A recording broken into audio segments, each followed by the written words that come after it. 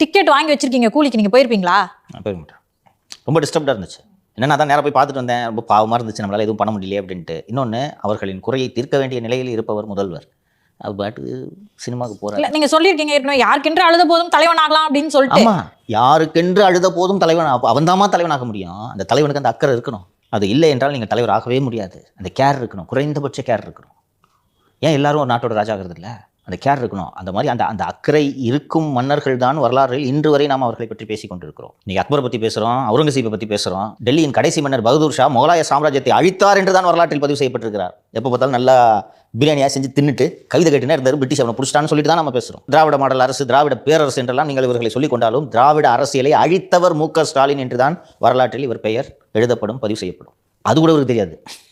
இப்படி பேசிகிட்டு இருக்காங்கிற விஷயம் தெரிஞ்சுன்னா ஏன் இப்படி இந்த லட்சத்தில் ஆட்சி நடத்த போகிறாரு? உண்மையிலே இதுக்காக தான் நான் சொல்கிறேன், அவருக்கு தெரியல. ஒருத்தன் மக்கு எவ்வளோ சொல்லி கொடுத்தாலும் 10 மார்க் தான் வாங்குறான். அவனை போய் நீ இன்ஜினியரிங் பண்ணி அண்ணா யூனிவர்சிட்டியில் சேர்த்து விட்டான் என்ன பண்ணுவான் சொல்லு? கிட்டத்தட்ட இவர் அப்படி தான். வரல, வராது.